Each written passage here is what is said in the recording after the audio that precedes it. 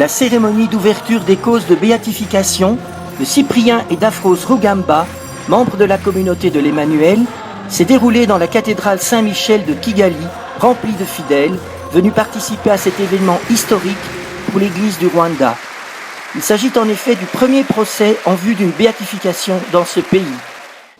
Moi, Laurent Landette, modérateur de la communauté de l'Emmanuel, demande que, en accord avec les normes de l'Église, vous commenciez, Excellence, l'enquête archidiocésaine sur la vie, les vertus héroïques et la réputation de sainteté et de puissance d'intercession de ces serviteurs de Dieu. La cérémonie était présidée par Monseigneur Tadé Ngirwa, évêque du lieu, en présence de plusieurs membres de la famille, dont Olivier Rugamba, le fils aîné de Cyprien et d'Afrose. Cyprien, c'était quelqu'un, quand il faisait quelque chose, il le faisait à fond. S'il ne croyait pas, il ne croyait pas. Il ne faisait jamais à moitié. Quand il croyait, quand il a cru, il a cru. Tout ce cheminement a connu son aboutissement et que j'ai retrouvé la foi. C'est assez curieux à dire, mais c'était à travers une chanson. Une chanson que je composais moi-même, qui me venait comme une inspiration et je sentais que j'étais en quelque sorte envahi par le Seigneur. Et pour la première fois, depuis que je compose les chansons, je me suis mis à le chanter.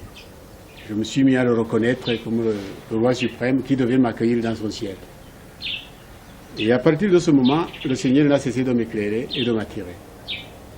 Et c'est comme ça que c'est parti. On a donc découvert la foi en 90. Ça a été un grand changement dans notre vie de couple, dans notre vie de famille. À certains moments, les finances, ça ne marchait pas beaucoup à la maison. Et puis, maman s'est lancée dans le commerce. Et elle est allée au grand marché de Kigali et elle vendait des pommes de terre. Il y avait les petits enfants de la rue. Il en a parlé à papa, il a dit il y a de petits enfants qui ne vivent vraiment de rien, qui vivent du vol. Et puis si on essaie de faire quelque chose pour eux, et c'est comme cela qu'ils se sont mis dans l'idée de les aider, de créer un centre pour eux. À partir de ce que Rugamba a enseigné, à partir de ce que Rugamba a chanté, eh bien, il y a le message de la réconciliation dans les familles, le message du pardon, le message de la tolérance, de la miséricorde, de la compassion. Alors, c'est un message vibrant qui peut nous aider ici au Rwanda. On a assez parlé de ce qui n'a pas marché, des tueurs, tout ça.